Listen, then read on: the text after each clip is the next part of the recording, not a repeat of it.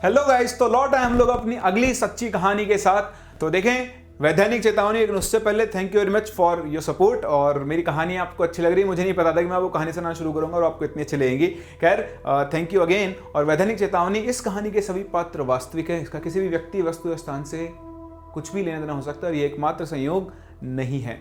कमजोर हृदय वाले, जी हाँ, कमजोर दिल वाले लोग इसे दिन में देखें, लेकिन देखें जरूर। जिनको थ्रिल पसंद है, जिनको मजा आता है, वो लोग रात को देखें। लेकिन जिनको डर लगता है वो सुबह 6 बजे से लेकर रात को शाम को 6 बजे तक कभी भी देख सकते हैं, लेकिन देखें जरूर, मजा आपको आएगा।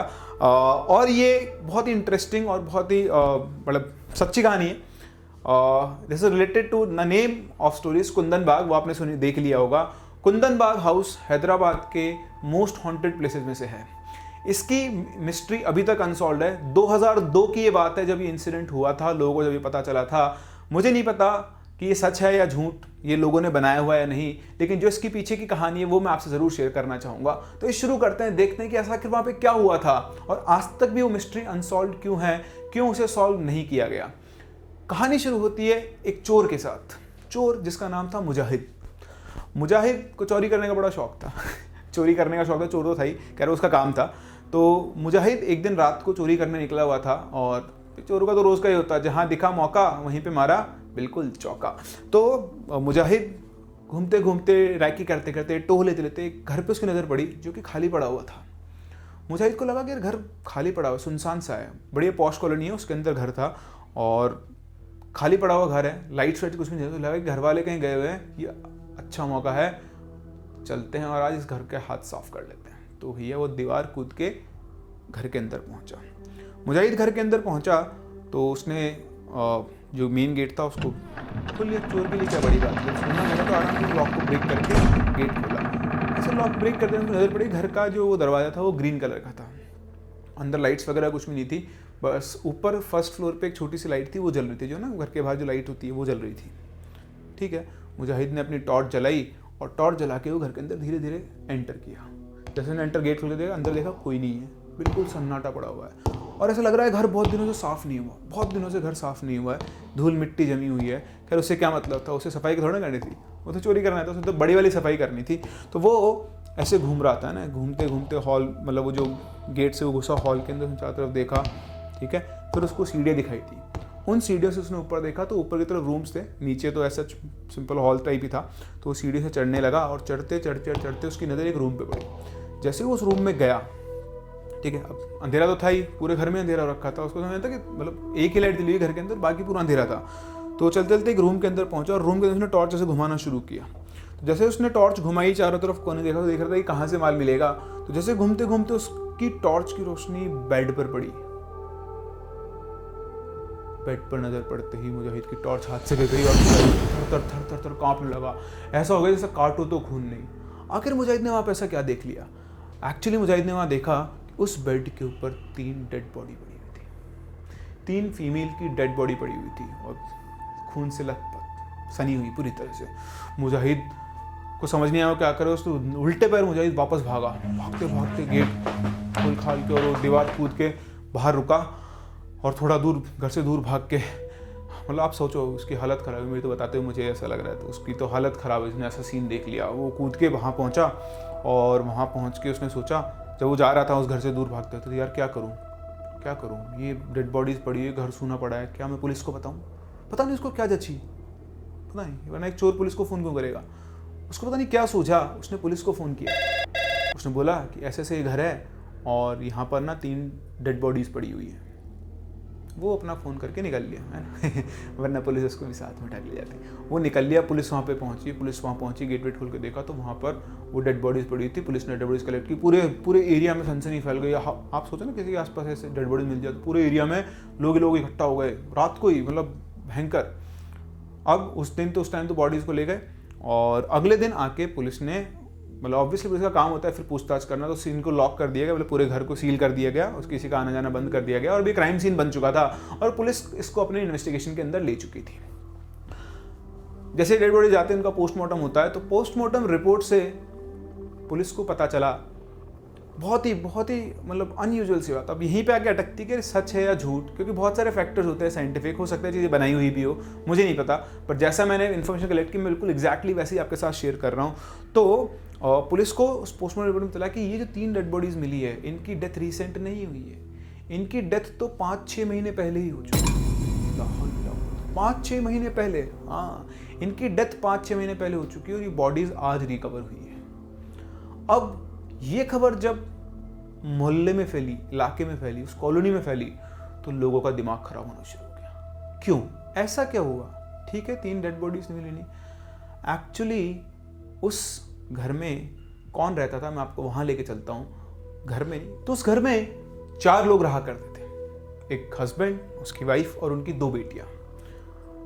कुछ दिनों बाद अचानक से वो जो हस्बैंड था वो उस घर को छोड़ के चला गया और वहां पर सिर्फ रह गए वो तीनों।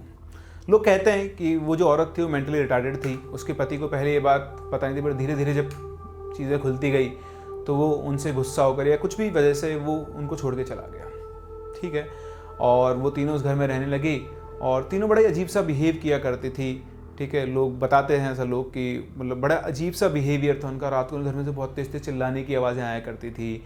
और उनकी एक छोटी बेटी थी, करीबन शायद 12 साल के आसपास की उसकी एज थी, वो घर के बाहर खून से भरी बॉटल से खेला करती थी। कुछ लोगों ने ऐसा भी कहा है कि वो जो लेडी थी वो एक थैला लेके मतलब घर के चक्कर लगाया करती थी, उससे ब्लड टिप होता है, बूंद बाय बूंद, बूंद बाय बूंद, ऐसा लोग कहते थे कि ऐसा वहाँ पर उन लोगों ने देखा हुआ है। तो एक्चुअली जब लोगों को पता लगा कि 6 महीने है ना, 6 महीने से ये बॉडीज़ यहाँ पड़ी हुई थी और आज ही रिकवरी है, तो लोगों ने तो कल भी उनको देखा था, वो हर दिन ही उनको देखते थे, वो ऐसी हरकतें क्या करते थे अजीब अजीब से। उनके घर के पास एक गार्बेज पॉइंट था, मैंने आपको दिखाया ना, वो अंधेरे में दिख रहा है, वो गार्बेज पॉइंट था, वो वहाँ सिर्फ 2 मिनट की वॉक पर था, लेकिन उसमें भी वो लोग अपनी कार से जाया करते थे तीनों।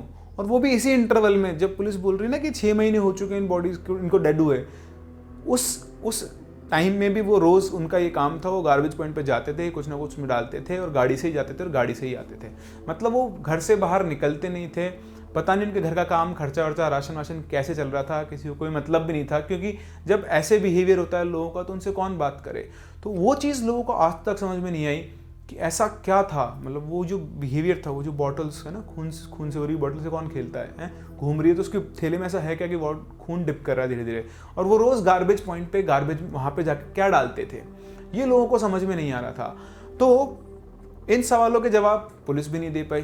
ठीक है, उनका मर्डर किसने किया, उन्होंने सुसाइड किया, उनका मर्डर हुआ, क्या हुआ, हो सकता है उन्होंने सुसाइड कर लिया हो, पर सुसाइड किया तो फिर जो ब्लड था वो सब कहाँ से आया उनकी बॉडी के ऊपर, हो सकता है उनका हस्बैंड जो वहाँ से गया था वो, बहुत सारे सवाल थे, बहुत सारे अनसॉल्व क्वेश्चंस हैं जो आज तक भी सॉल्व नहीं किए गए हैं। पर पुलिस ने उस सीन को लॉक कर दिया। उस दिन से लेकर आज तक वो घर हॉन्टेड है, लॉक्ड है सॉरी। और जैसे ही ये चीज़ खबर फैली तो आपको पता है लोग दूर दूर से आते हैं और घर के अंदर ना, तो उस जब ये सारी जगह फैल गया तो क्या होता है, जो यंग लोग होते हैं वो है ना यूट्यूब के वीडियोस बनाने के लिए और ऐसे मस्ती करने के लिए, चलो देख क्या होता है, भूत क्या होता है, देखते हैं मिलता है नहीं मिलता है, तो हमें बहुत मिस्टीरियस हरकतें करने लगे। तो कॉलोनी वालों ने परेशान हो गया और उन्होंने पुलिस को फ़ोन किया। तो पुलिस आज भी उसकी रेगुलर पेट्रोलिंग करती है और कोई भी न्यूसेंस क्रिएट करता है तो उसको पकड़ के पुलिस ले जाती है।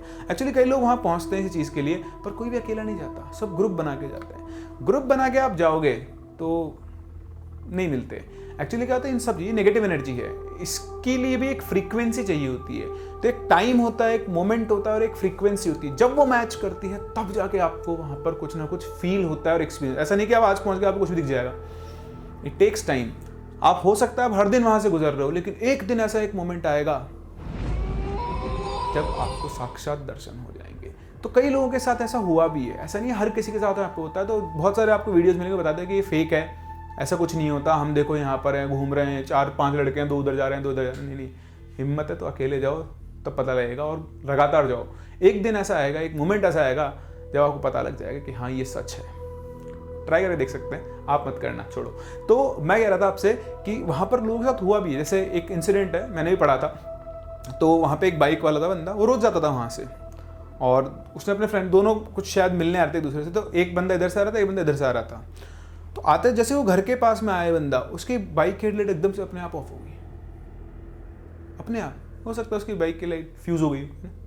जो दूसरा आ रहा था उसकी भी बाइक की लाइट सेम टाइम पे ऑलमोस्ट जब उसके करीब आया घर के, फ्यूज़ हो गई और दोनों की बाइक गिर गई। ऐसे इंसिडेंट वहाँ पर हुए। आज भी लोगों को रात को वहाँ पर चिल्लाने की आवाज़ आती है, एक और बड़ी इंटरेस्टिंग बात, तब से जब से वो बॉडीज मिली, गवर्नमेंट ने, जो वहाँ की लोकल म्यूनिसिपैलिटी है, उसने वहाँ के कनेक्शन काट दिए बिजली के।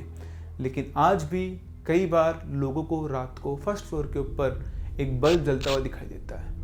वो बल्ब क्यों जलता है और वो जलता कैसे है, इसको भी आज तक कोई भी सॉल्व नहीं कर पाया। ऑल्दो अब उस दिन के बाद से, जब से वो बॉडीज़ रिकवर हुई हैं, उसके बाद से लोगों ने वहाँ कुछ देखा नहीं है, लेकिन आज भी वहाँ से कई बार चिल्लाने की आवाज़ें आती हैं। तो ये सच है या झूठ कोई नहीं जानता, लेकिन ये इस घर की मिस्ट्री है और ये इंडिया के one of the haunted places के अंदर काउंट होता है। अब आप चाहें तो इसके बारे में और इन्फॉर्मेशन कलेक्ट कर सकते हैं फ्रॉम गूगल बाबा। ये थी एक सच्ची कहानी of a haunted house. So guys, ऐसी कहानियां सुनने में आपको मजा आ रहा है और मैं ऐसी कहानियां आपके लिए लाता रहूंगा। तब तक आप चैनल के ऊपर प्रेजेंट और कहानियां देखें और चैनल को लाइक, शेयर और सब्सक्राइब जरूर करें ताकि मेरा भी मोटिवेशन बना रहे।